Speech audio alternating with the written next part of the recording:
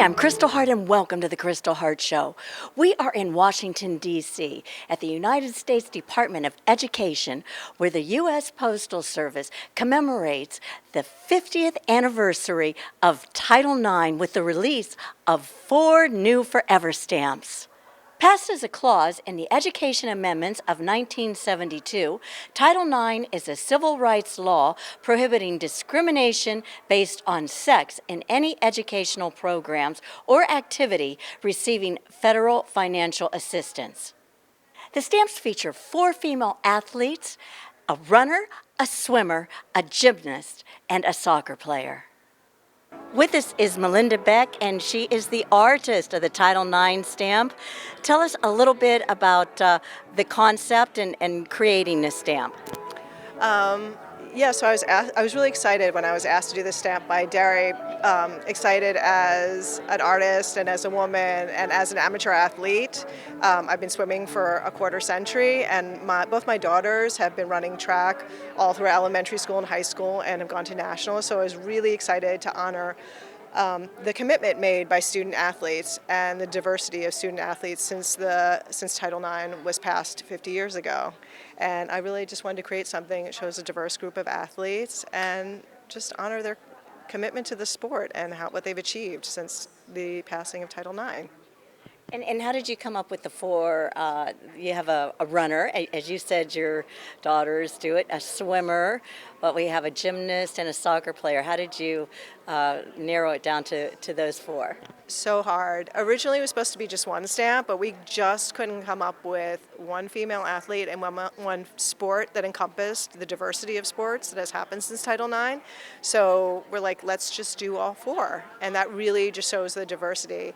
And it was a really tough pick for the sports. But yeah, the swimmer and the runner were definite, and then gymnast and soccer player for the soccer players and gymnasts that I know and my daughters are friends with. With us, Donna DiVerana, who was on the Olympics team here, the United States Olympics team. Now tell us a little bit about Title IX and how it has changed women's sport. Well, actually, Title IX changed the sporting experience for women in education and in sports, and really had an impact internationally because we're the envy of the world in how we give women scholarships. But it took a law 50 years ago to open those doors for women. I didn't have that advantage. I quit at 17, and women of my generation did too. So when you see our women winning the Final Four, you see them winning World Cups in soccer, you see them outperforming everyone on the Olympic stage. Our women won enough medals to qualify 4th or finish 4th in our Olympic overall medal count. Just our women alone, behind China, the U.S., and of course we would have come in behind the Russian Olympic Committee. But our women do incredibly well, and it all starts on the field of play in our educational institutions. They also said that the numbers are much higher now for women going to colleges, school, somewhat because of Title IX. Yes, when I graduated from high school in 1965, I'm aging myself, there were quotas for women in schools. Now we're 60% of undergraduates, and that's because of Title IX. That wasn't the case in my era. And just tell us about being in the Olympics and swimming. Well, the extraordinary thing in 1960 was I was on an Olympic team with Muhammad Ali and Wilma Rudolph and some of the great legends of our time, and all of us looked at a blank slate. What are we going to do next? I love the Olympics because it brings the world together, and more than ever now, we need the Olympics. It's fragile. We need to support it. With us is Sheila Johnson. Tell us, you're a very strong woman. You're head of a television media group, Black Entertainment Television. I was a co-founder, yes. Many years ago now. and tell us, now this is a Title IX stamp. How do you feel, what's its influence and effect on education and women in general? It's important because now it gives children across the country equal opportunities. I mean, I own a basketball team. I'm also an owner of the Wizards, the men's NBA team. But I think what is most important is now women can really participate fully in all sports, no matter race, creed, color. And this is just so important. It's a monumental event that is happening today. Now, let me ask you, what's the biggest misperception that the public has about women in basketball? They don't think that they're strong enough, they're not tall enough. I mean, I've even had men say, maybe you should lower the basket a little bit. And we said, absolutely not. We play as strong and with such determination and passion as the men do. And then how, like, as far as the ratings go, and it seems like we never quite get the same rating. We try to somewhat maybe piggy bank on NBA, but what can we do to maybe up that? Ratings we're constantly working on. We have deals with ESPN, so we are shown on there. We're getting more media coverage than we've ever gotten, but it's still something that we have to continually work on. And more than anything, I need both men and women to come to the WNBA games and really be there and participate and start advocating for women. And this is extraordinarily important. And do we have some big stars? Maybe that's, the men have such big stars, as you know. You know, we have always had big stars. It's just, like Lisa Leslie. I mean, we've had so many big stars, but we cannot get in the media. We have got to be able to start marketing ourselves year-round, and this is the difference. Well, thank you very much for being here. Is there anything else you'd like to say about Title IX? Support women. Please support women. And this has been a monumental 50 years. We have grown, we're going to get stronger, and we just need everyone's support. Well, I think for this momentous occasion, 50 years since Title IX passed, it was bipartisan legislation to ensure equality for all girls and women in our educational environments, including athletics. So this is momentous, and the Postal Service is really excited to honor the passage of Title IX and, frankly, the celebration of equality over the last 50 years since its passage. And we've come along far, and we can always get better with what the programs we're offering for girls and women across athletics as well. Title IX stands for a lot more than just sports. It's also sexual discrimination, also harassment. Could you inform the audience about some of those? Absolutely. So Title IX, the most famous application, of course, is athletics, but it does cover so much more in our educational environments. And being someone who grew up as a young girl going through high school and then college, I certainly have benefited significantly from the passage. And now I have my own daughter who is a benefactor of this. And I think it's a great example of what we can do collectively together, but also how we can better improve equality for all students, regardless of gender or race, across all of our various levels of our educational institutions. With us is Alison Mccauley, and she is with the Washington Mystics, which is a female basketball team. First of all, could you tell us how did Title IX, how did it affect or help the sport of women's basketball? I mean, it was really the precursor that allowed us to have professional women's sports. So for so long, women were looking for an opportunity to continue to play the sports that they loved. And for many of them, that career ended in high school, and they really didn't have the opportunity to pursue their passions in college. And Title IX really opened up that opportunity to have collegiate women's athletics, which then led to the outgrowth for professional women's sports. And so now today, young girls can really see themselves as having a professional career in sports. And by the way, that's both on the court but also off the court, in our business offices and actually in the business of sports. What is the biggest misperception that people have about women's basketball? I think probably how competitive it is, right? So women play an extraordinary game of basketball, and I think people just really haven't had the opportunity to consume the product and come out and actually see it. And when they do, they fall in love with it. It's really a team-based sport. It's not a experience of just a single star. It's a group of women who really come together, who play basketball at the very highest levels and just put on an extraordinary show for the fans. And I think young girls in particular really see themselves in the women who are on the court and start to aspire to not only be like them on the court, but also off the court and all the work that they're doing in our communities. Does the NBA help at all? Do you try to piggyback on them? And why doesn't women's sports seem to get quite the audiences or sponsorship that the men do, or the interest? And how do you feel that you're going to try to change that? Well, to be fair, we're just about to celebrate the 25th anniversary of the Washington Mystics, and this will be the 26th year of the WNBA. The NBA is celebrating their 75th year, so they have a significant head start on us. And if you take a look at where the WNBA is today, it's virtually the same as where the NBA was at their 25th anniversary. And so I think we're on the same trajectory to grow our game and grow the global audience and grow our fandom. Right now, there's just a lot of competition for the sports viewership, right? We have lots of different opportunities to consume sports on both men's and women's game. And so we're all looking to really promote our game and promote our teams. And I just think the more people who actually have the chance to come out and see the product, they'll fall in love with it and continue to follow us. And can you name some stars? You know, the men have stars, LeBron.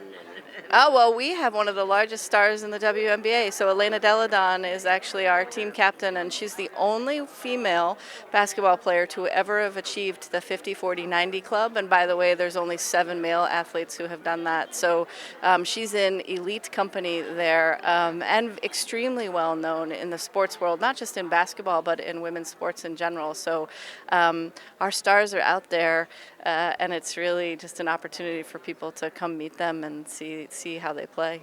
50 years since Title IX was signed into law have been transformational. Today, more than half of undergraduate and graduate students are women. Girls and women, yes, thank you. Girls and women are enrolling in math and science classes in record numbers. We have an engineer as our MC today. Record numbers, and entering male-dominated careers at greater rates than ever.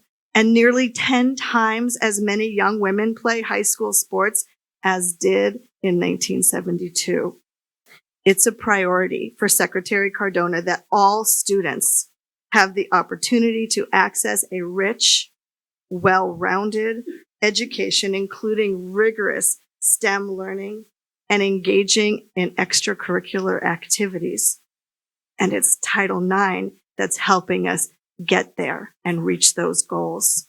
So it's at this moment we can celebrate how far we've come, but this is a forever stamp. And Title IX is forever. It is a forever commitment. The best way for us to honor this anniversary is by continuing to fight to ensure that all students of all identities feel protected, cared for, and nurtured, especially in our schools and classrooms. I also want to acknowledge that in 1972, the passage of Title IX was a bipartisan effort. And I do want to give a shout out to Senator Stevens and Birch Bayh, who long after I know Birch Bayh left the Senate, championed holding on to Title IX and defending against a lot of challenges. This stamp imagery alludes, yes, to a 50-year story of struggles, triumphs, and progress in the face of inequality. I can't think of a better way to honor the 50th anniversary of this story's very first chapter, especially as we celebrate Women's History Month. The passage of Title IX was a seminal moment in our nation's history, one that forever changed how girls and women would experience life in the United States.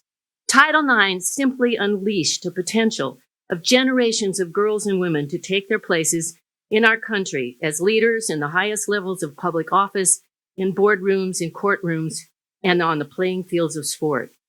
However, while Title IX sponsors realized that women and men could compete head-to-head in the classroom, elevating and empowering women in sports had to take place in separate and protected and evolving places where they could realize their potential and build their confidence, where they could use their voices that they've had today, like women, like Simone Biles, who talks about mental challenges with athletes. Shortly after President Nixon signed Title IX, I spent a good deal of my late summer of 1972 right here in our nation's capital, having just returned from covering the 1972 Munich Olympic Games. A Games where I noticed that less than 1/3 of the events were offered to women. In those days, only 4% of our women participated in sports.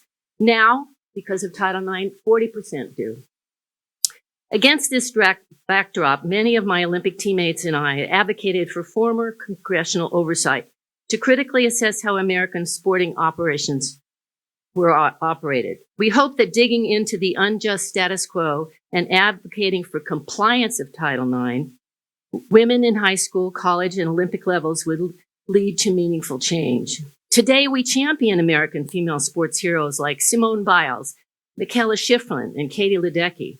But back then, sports, including basketball, soccer, ice hockey, and even the marathon, were offered only for men. No mystics, no professional basketball, no professional soccer. Despite being federally funded, high schools and college sports programs were denied women the rights that men had to take part in America's nurturing and competitive sports systems. And there were very few college scholarships. Women of my generation sought opportunities outside the school system in community programs. And despite winning 2 gold medals at age 17 during my second Olympics way back in 1964 in Tokyo, I, along with women of my generation, simply retired due to these structural barriers. In 1972, we realized that Title IX could facilitate the transformation of the lives of future generations. Even today, where inequality remains in terms of financial compensation and ease of access to women's sports, especially in our impoverished communities, we have major annual touch points. From Team USA capturing the nation's hearts at soccer's Women's World Cups and the Olympics, to Serena Williams battling at Arthur Ashe Stadium for prize money equal to the men's, to the women's basketball Final Four, Title IX has proved to be the catalyst that made all of this possible. Indeed, during last summer's Tokyo Olympics, our U.S. women won 66 medals, 23 gold. Impressive, because their collective medal count by country would have placed them 4th overall behind the U.S., combined with men's and women, China, and the Russian Olympic Committee. What an impressive accomplishment. I served as the first president of the Women's Sports Foundation, working with other elite athletes who volunteered their time to raise awareness and funding for sports scholarships, guidance to schools, and parents regarding Title IX compliance, as well as procuring funding for significant research. Our findings help lay bare the clear and obvious beneficial impact of Title IX, confirming how sports participation not only boosts health and outcomes significantly, but also leads to increased self-esteem, higher graduation rates, better job placement, accelerated social mobility, and newfound empowerment. Case in point, a recent Ernst & Young study reported that 94% of women holding corporate C-suite positions have participated in competitive sport, and half of whom have played in college. With these stamps, we celebrate an important landmark in American civil rights legislation, one that prohibits discrimination on the basis of sex in any educational program or activity receiving federal assistance. Title IX has been applied at elementary, secondary, and post-secondary education institutions. It covers a range of programs, but perhaps its most visible impact has been on school athletics. For example, in the year before its passage, fewer than 300,000 girls participated in high school athletics, less than 10% of all participants at that time. By 2019, that number had grown to almost 3.5 million, or 43% of all high school athletes. Title IX created pathways for enriching women's programs, allowing for a broader range of competitive offerings, more robust physical education regimens, and equivalent resources. Until the law was passed in 1972, women's athletic programs were all but invisible on U.S. campuses, receiving little funding compared to their male counterparts and none of the recognition. One of my favorite quotes is from Elizabeth Cady Stanton, who said, "The best protector any woman can have, and one that will serve her at all times and in all places, is courage." Of course, it is also important that girls grow up seeing women succeed in their passions and interests. That's why I'm so proud of our commemorative stamp program. For more than a century, the Postal Service has honored American women and their achievements on its stamps, from athletes, artists, authors, scientists, and civil rights advocates, trailblazers across all fields. A sampling includes tennis great Althea Gibson and Little Mo Maureen Connolly Brinker, Olympic track star Wilma Rudolph, hailed as one of the fastest women in the world, and golfer Babe Dietrichson Zacharias, regarded as one of the greatest athletes of all time. Artists such as legendary sculptors Edmonia Lewis and Ruth Asawa.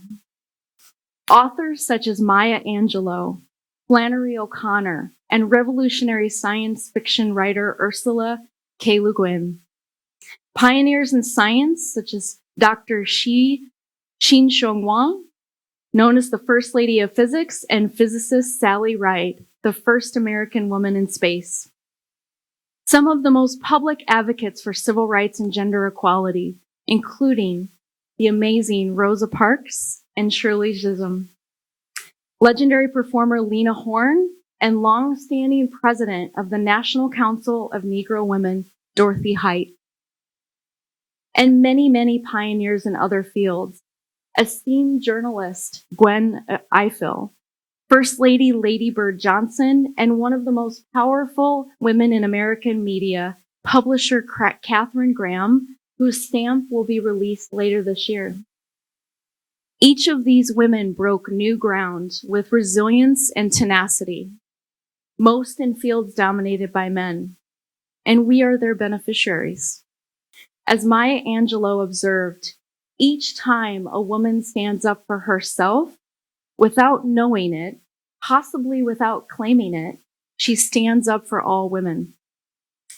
To that extent, the stamps we are about to unveil are not merely a recognition of Title IX. They are also a tribute to the women whose examples set the stage and who continue to fight for the future of girls.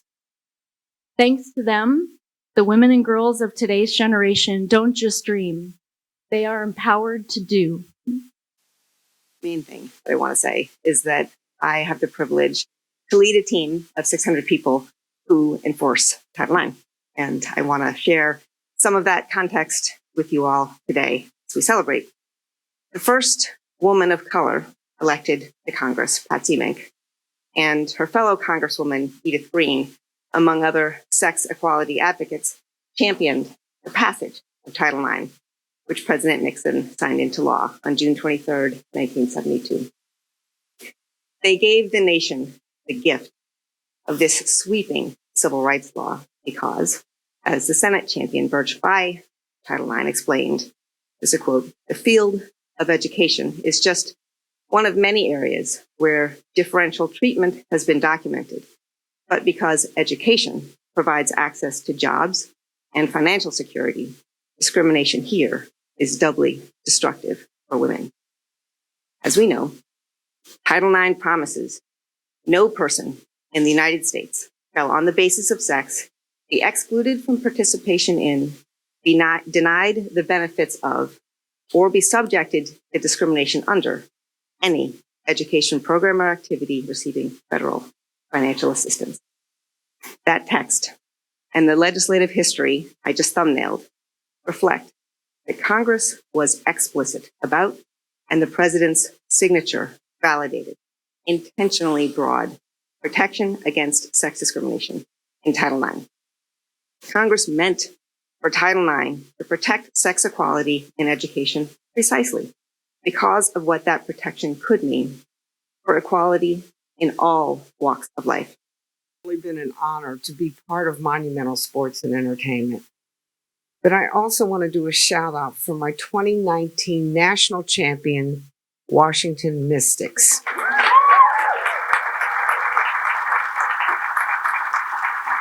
Now, as a former cheerleader for the Fighting Illini, we have really made progress. Now, don't do the math on this. Because I remember as a cheerleader, it was a little bit after that the Title IX was passed. For girls and women of color, Title IX provides opportunities.